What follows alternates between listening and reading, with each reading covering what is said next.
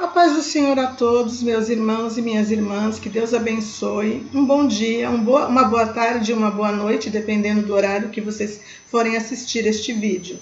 Hoje eu estou falando a respeito das duas testemunhas. Já tem um tempo que eu gostaria de ter falado a respeito delas, mas hoje chegou o momento, aquele que Deus preparou para que nós falemos delas. Quem seriam as duas testemunhas?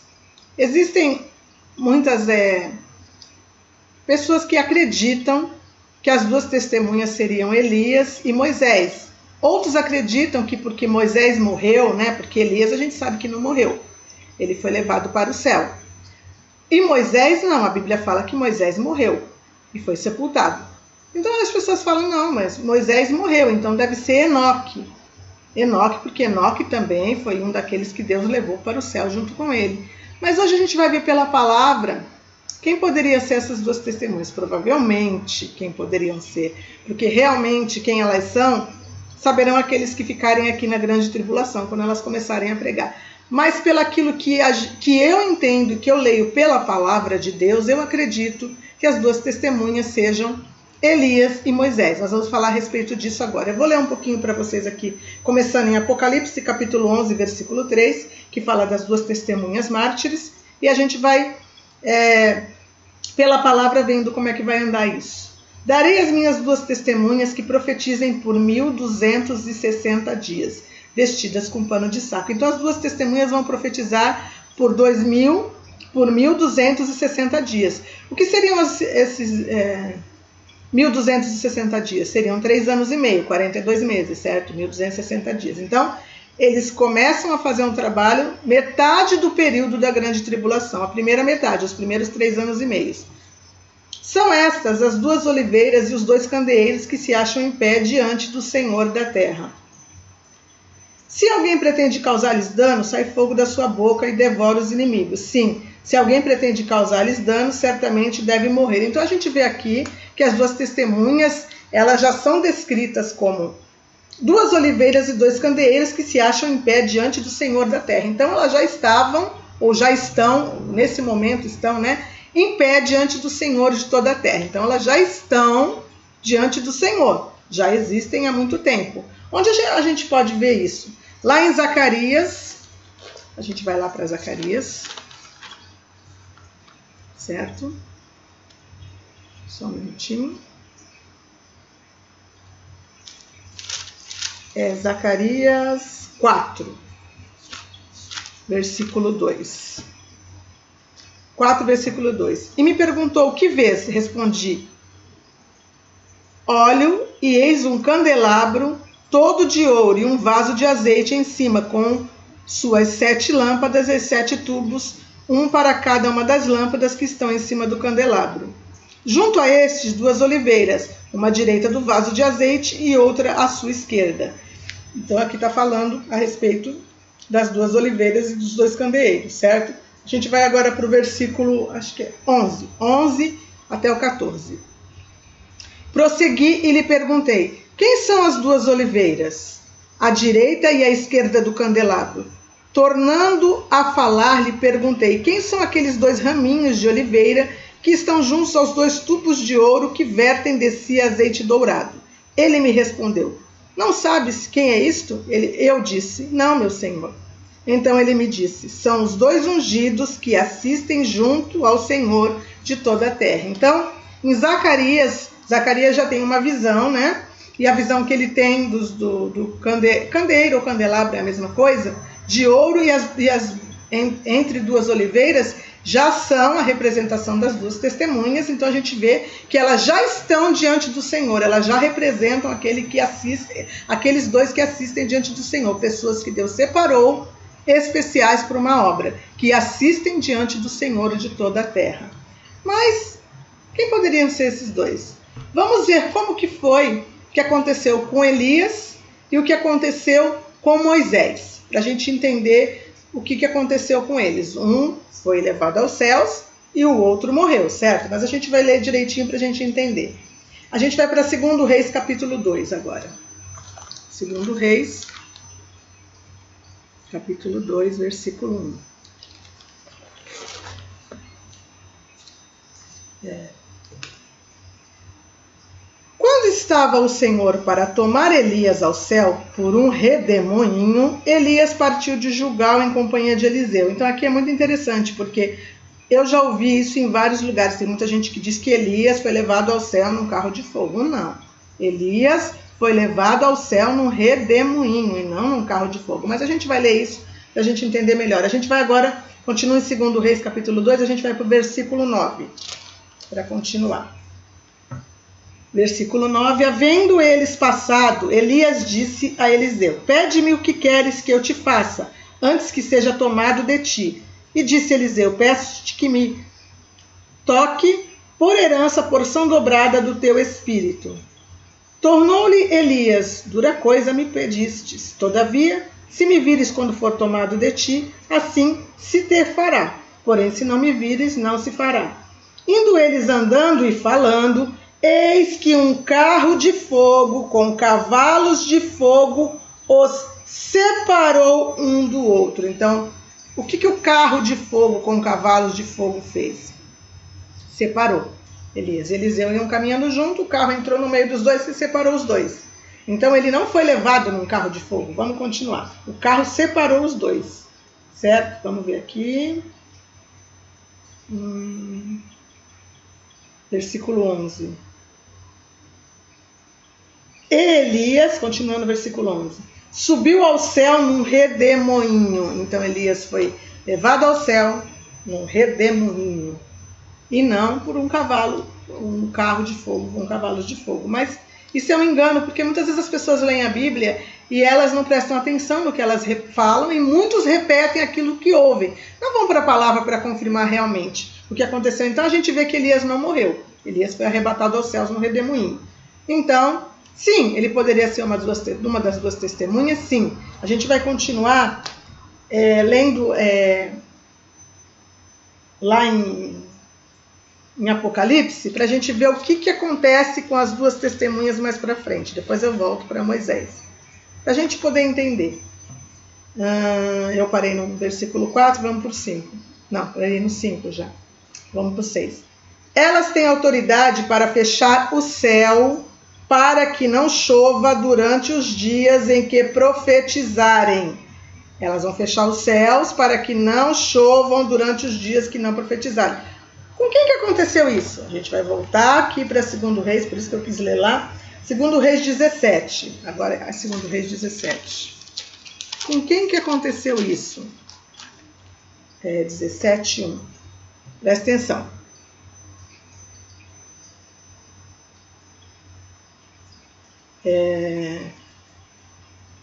Só um minutinho.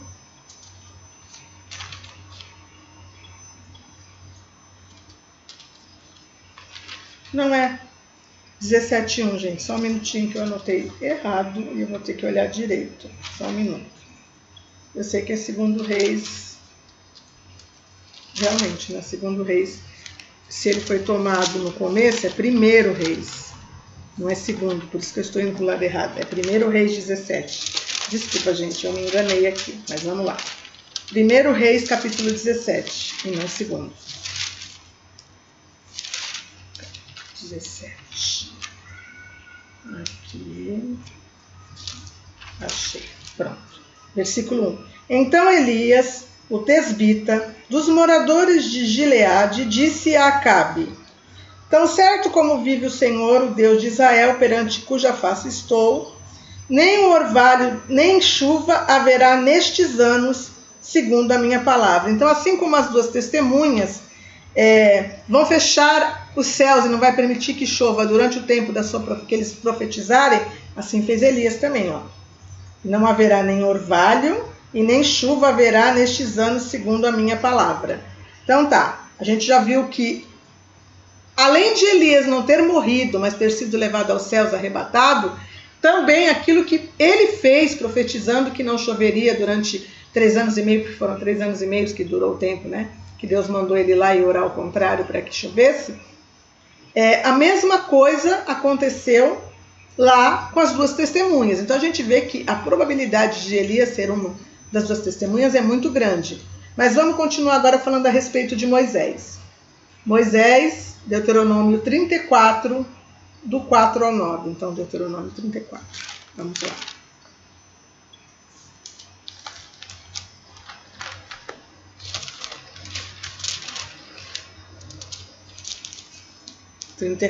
Do 4 ao 9. Disse-lhe o Senhor: esta é a terra que, sob juramento, prometi a Abraão, a Isaque e a Jacó, dizendo: a tua descendência darei, e eu te faço vê-la com os teus próprios olhos, porém não irás para lá.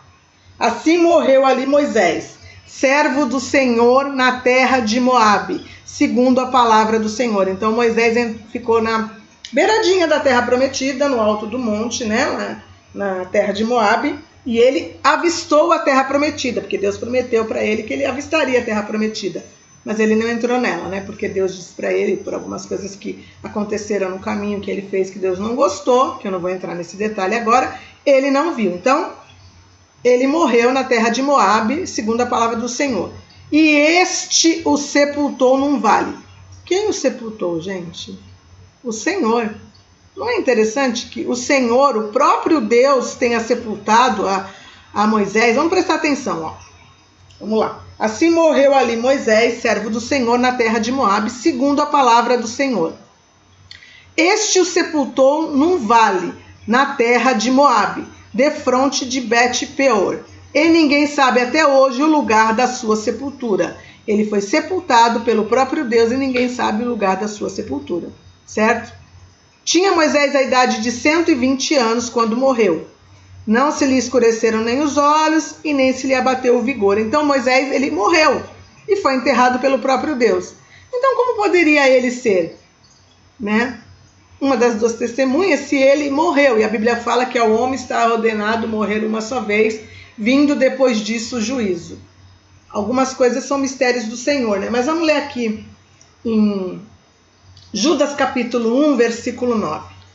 Vamos lá para Judas capítulo 1, versículo 9. Para a gente entender se pode ou não pode.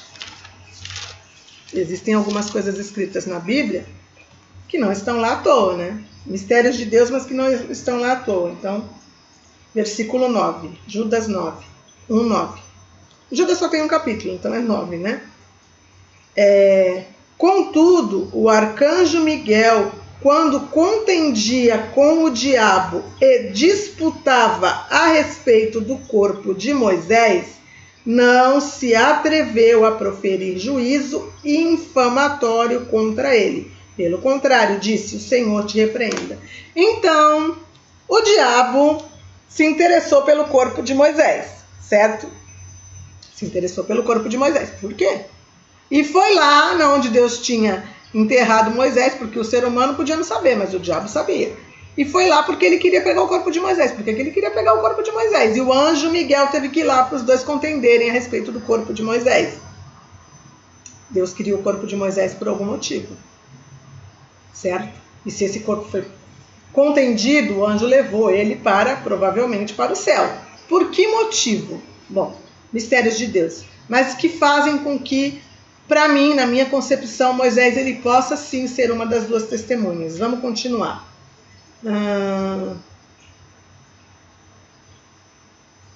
O juiz e as testemunhas. Vamos para Malaquias. Primeiro vamos ler a continuidade de Apocalipse, dizendo o que mais que as duas testemunhas fazem.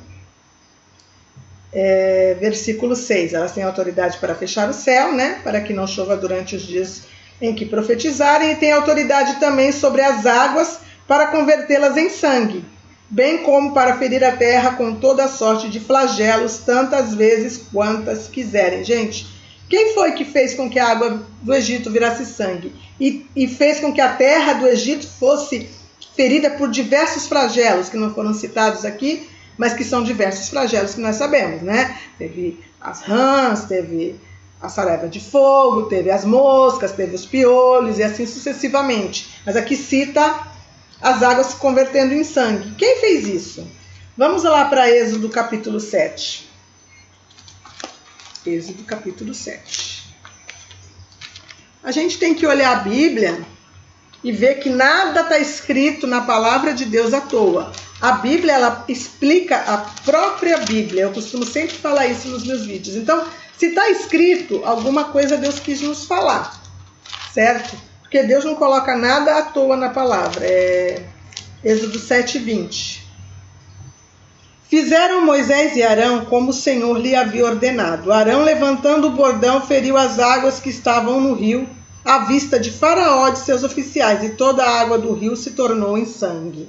Então, citações que não estão na palavra de Deus à toa, talvez para nos dar, sim, a pista de quem poderiam ser essas duas testemunhas e qual a obra que elas estarão fazendo aqui. Eu acredito que as duas testemunhas, assim como o Senhor Jesus fala, elas representam a lei, Moisés e os profetas. Então ali estão a lei e os profetas, representados diante do povo de Israel, para pregar para ele nos 3 anos e meio do início da grande tribulação, para que eles entendam que o Messias já veio e que a obra do Senhor está sendo cumprida e que o juízo de Deus está chegando.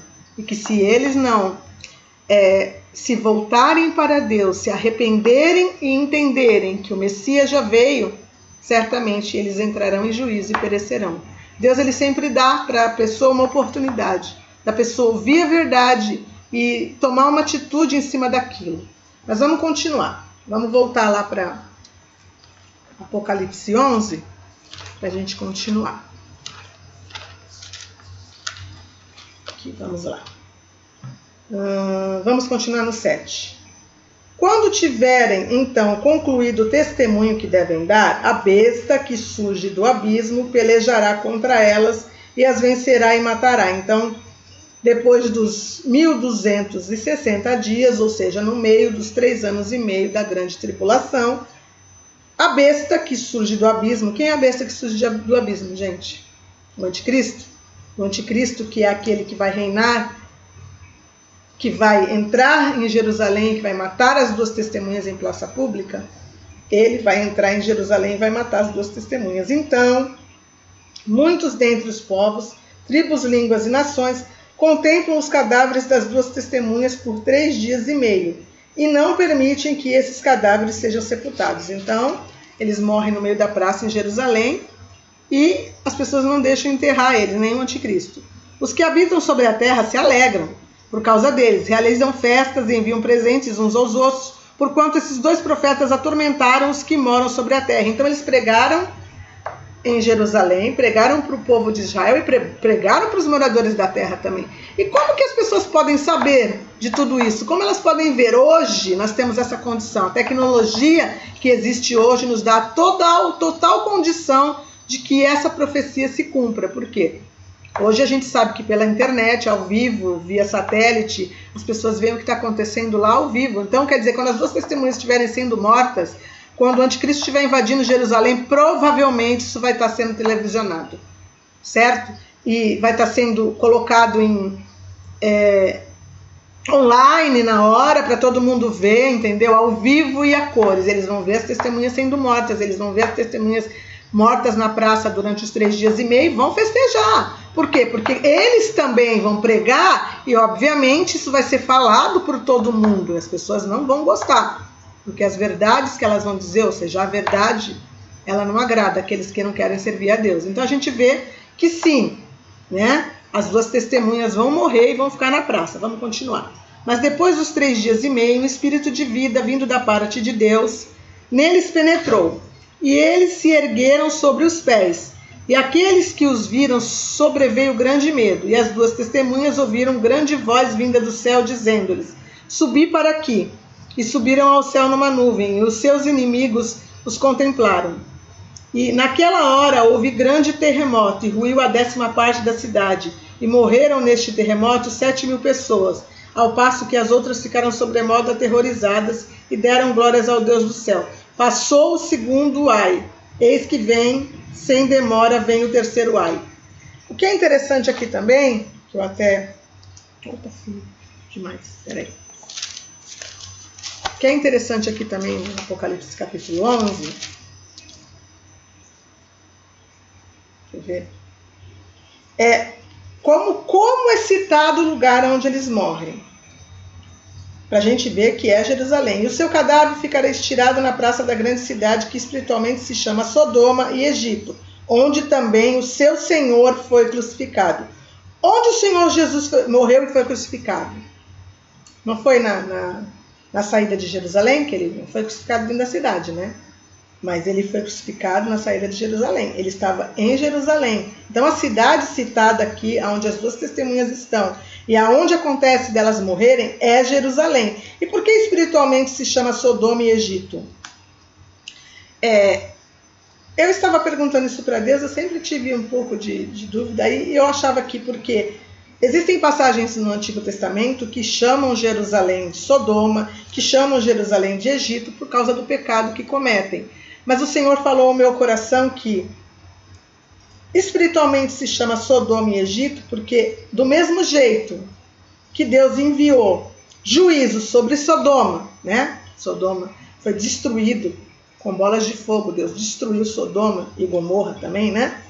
Assim como Deus mandou juízo sobre o Egito, também com as pragas que vieram por causa de Moisés, e o Egito também passou a não ser mais aquela nação que era conhecida como a primeira nação, que foi a primeira nação grande e poderosa, que também está representada nas cabeças do dragão, da besta que emerge do mar, que são os 7 principais reinos que existiram na Terra, né?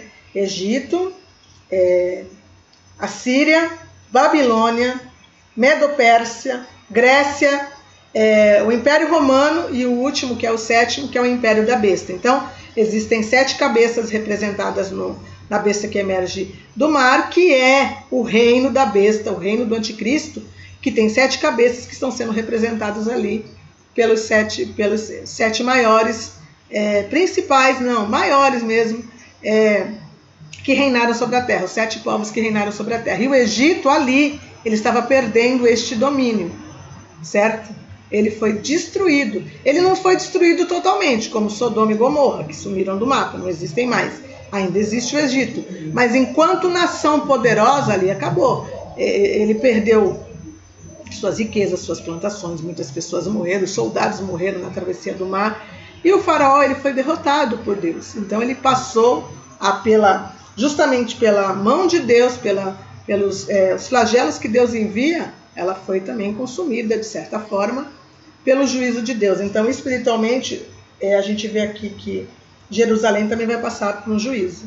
Eu falo disso tudo nos outros vídeos que eu fiz, gente. Eu fiz várias lives, eu já falei sobre tudo isso. Eu tanto falei a respeito da besta que emerge da terra, que é a minha primeira live do canal, que eu explico exatamente a respeito de como que ela é formada ou fundamentada, e eu também já falei a respeito dessa maldição sobre eles aqui, sobre representar Sodoma e Egito, certo? Eu já falei sobre isso nas minhas lives. Se vocês quiserem ir no meu canal e assistirem as minhas lives, eu falo a respeito dos últimos dias, de Apocalipse, da grande tribulação, da última guerra. Tem assunto ali para todas as pessoas que têm interesse de aprender Apocalipse da forma que muitos até não vão entender. Eu falo muitas coisas que até são meio polêmicas, porque algumas pessoas entendem de uma forma e o Espírito Santo foi me levando pela palavra a entender de outra.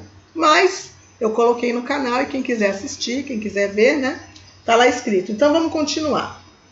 A gente já falou a respeito de Moisés e já falou a respeito de Elias. Deixa eu ver aqui. A Bíblia também fala que João Batista era um tipo de Elias, né? A gente vai ler a respeito disso também. Vamos para Malaquias capítulo 4 para me mostrar uma coisa para vocês. Malaquias no capítulo 4.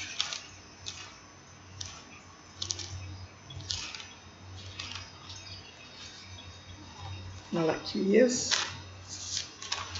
capítulo 4. Vamos ver se eu botei separei os versículos. Deixa eu ver. Do 1 ao 6. Então vamos lá. Pois eis que vem o dia e arde como fornalha. Eis que vem o dia e arde como fornalha. Qual dia vai arder como fornalha, gente? Vai arder como fornalha? O dia do juízo de Deus, né? O grande dia do Senhor, o dia do juízo do Senhor, que é falado por diversos profetas em diversos livros da Bíblia e no Apocalipse também. Já falei sobre isso também. Na última batalha eu falo a respeito disso, mas vamos lá. Todos os soberbos e todos os que cometem perversidade serão como restolho. O dia que vem os abrasará, diz o Senhor dos Exércitos, ou os queimará, né? De sorte que não lhes deixará nem raiz nem ramo, ou seja, Deus vai destruir os povos que são perversos, que cometem perversidade, soberba, né? Ou seja, vai destruir o reino do anticristo. Mas para vós outros que temeis o meu nome, nascerá o sol da justiça. Quem é o sol da justiça, gente? O sol da justiça que vai nascer é o Senhor Jesus, certo? Trazendo salvação nas suas asas. Saireis e saltareis como bezerros soltos na estrebaria. Essa parte aqui, ela é citada também assim, a mesma citação, saltareis como bezerros soltos na estrebaria, está escrito, se eu não me engano, em Zacarias, na parte que fala sobre o milênio já, ou seja, que o povo vai ficar tão feliz que vai saltar como bezerros soltos na estrebaria, depois que Deus fizer o juízo de Deus acontecer e Deus livrar o povo dele. Pisareis os perversos, porque se farão cinzas debaixo da planta dos vossos pés, naquele dia que prepararei, diz o Senhor dos Exércitos. Aí eu presto atenção aqui, ó. Lembrai-vos da lei de Moisés, a lei e os profetas, meu servo, o qual lhe prescrevi em Horebe, para todo o Israel, a saber, estatutos e juízos. Eis que eu vos enviarei o profeta Elias, antes que venha o grande e terrível dia do Senhor. Então o profeta Elias, que está colocado, profetizado aqui, está dizendo que ele vem antes que venha o grande e terrível dia do Senhor. Então está linkado. O grande e terrível dia do Senhor, quando a gente vai estudar a palavra, a gente vê que começa nos últimos 3 anos e meio da grande tribulação, certo? Quando Deus envia o juízo sobre o reino da besta, sobre o anticristo e sobre todos os perversos que estão com ele, né? Já falei sobre isso em vários vídeos. E o dia do Senhor está linkado aqui, ó. Eis que enviarei o profeta Elias antes que venha o grande e terrível dia do Senhor. Então, o profeta Elias aqui vem antes. Então, lembrai de Moisés, a lei de Moisés é meu servo, e fala de Elias. Então, eu achei interessante ele colocar Moisés e Elias no mesmo contexto, falando dos últimos dias e do juízo do Senhor.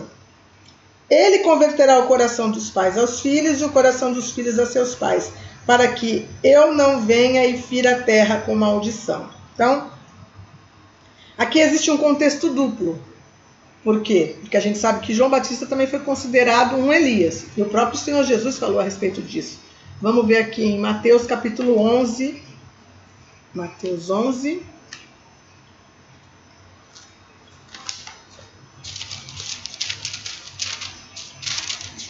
A gente vai entender, né? O que está falando a respeito disso. É 11, de 10 ao 15. Deixa eu ver aqui.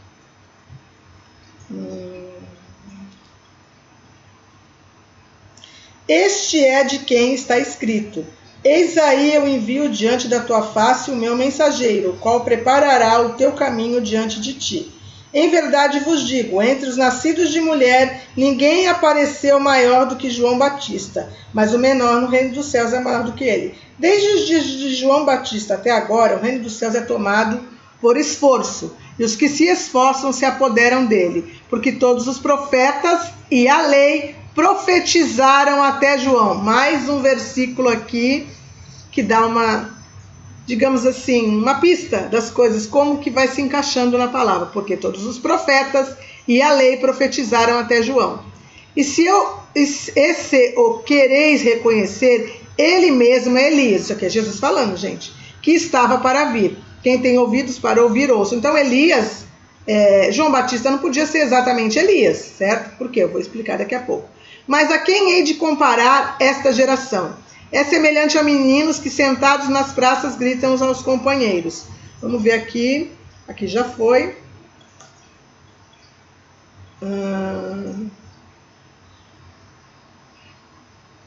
Deixa eu poder falar para vocês. Então aqui Jesus mesmo estava dizendo que ele, né, era o próprio Elias. Eu sei que tem mais uma passagem. Deixa eu ver para vocês aqui. Mateus 17. Vamos ler a parte da transfiguração, depois eu explico para vocês isso. Que também fala de Mateus 17. Vamos lá.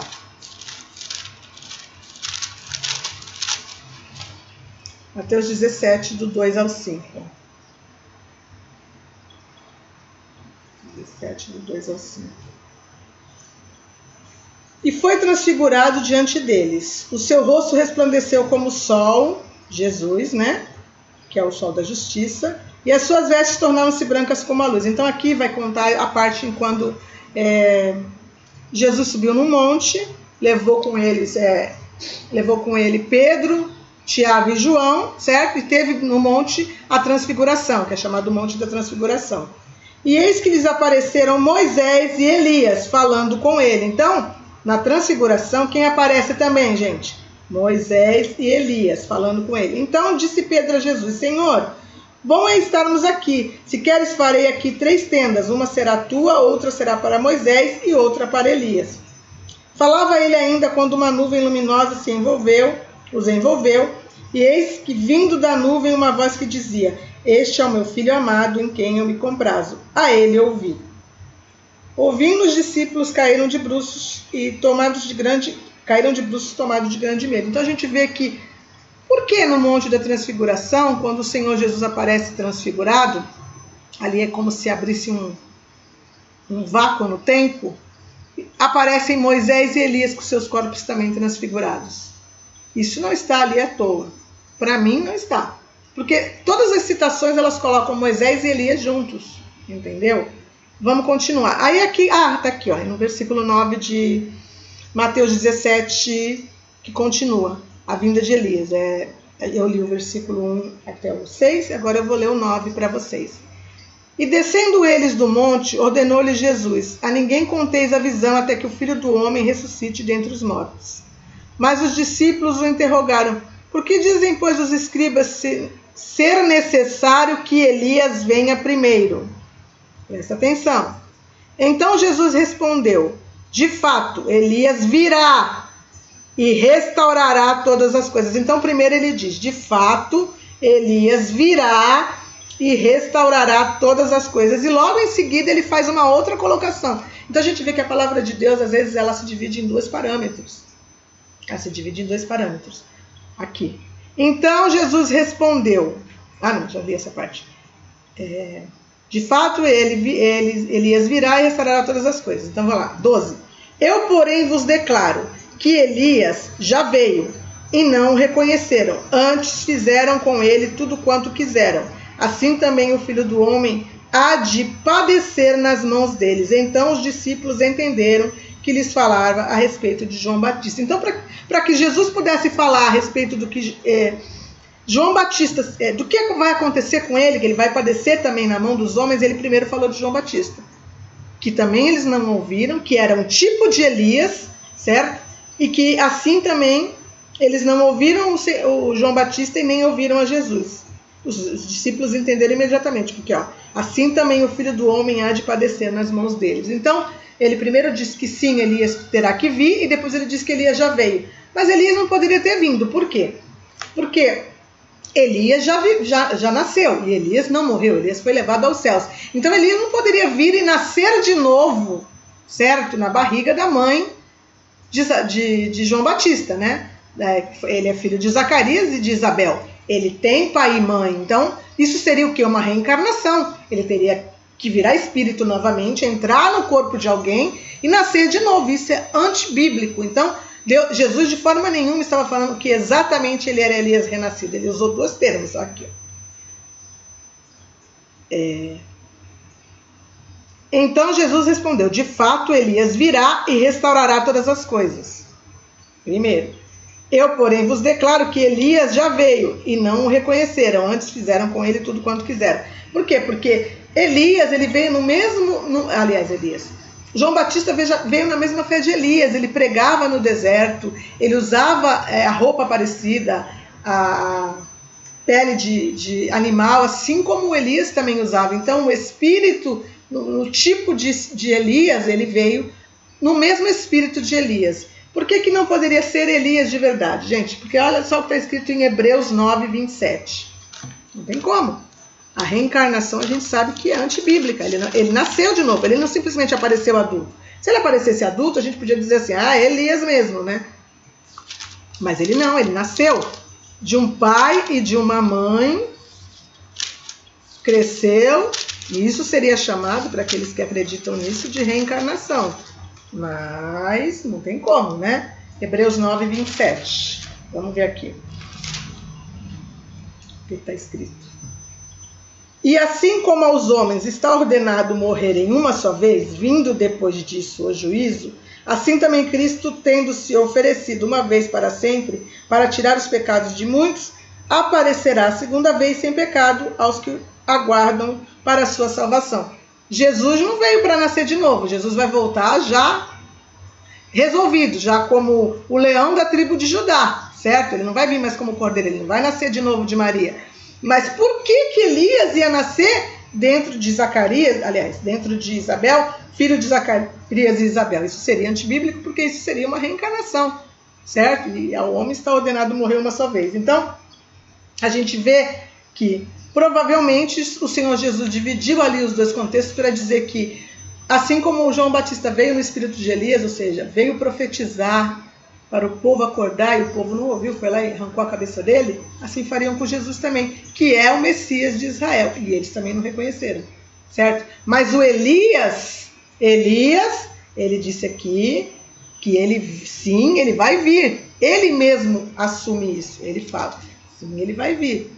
E aí a gente pensa, opa, tem mais um mistério aí, que dá para a gente entender que as duas testemunhas provavelmente sim podem ser Elias e Moisés. Agora, por que eu acho que Enoque não é uma das duas testemunhas? Porque de Enoque, gente, Deus não colocou nada. Enoque, ele não fez absolutamente nada que tivesse representado ali na hora que ele fala das duas testemunhas. Vamos ver a respeito de Enoque. Gênesis 5. Onde fala a respeito de Enoque? Gênesis 5.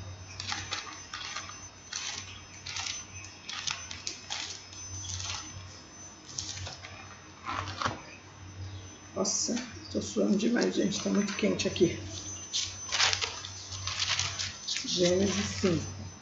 Hoje esquentou. Muito.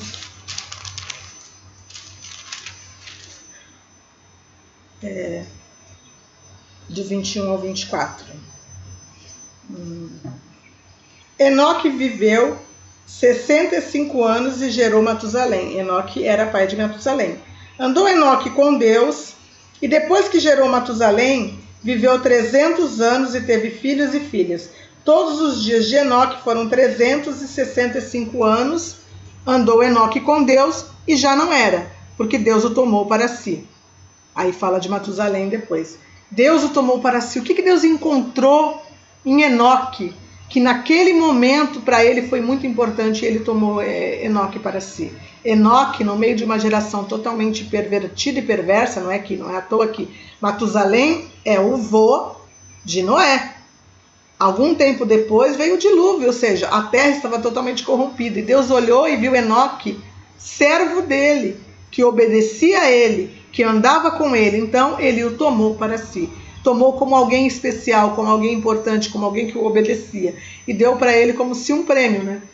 Representando que Deus livra da destruição ou livra da perversidade aquele que obedece a Deus. Então, para mim, Enoque representa muito mais o arrebatamento da igreja, porque Deus livra aqueles que são deles, aquele que anda com ele, porque os outros ficaram aqui.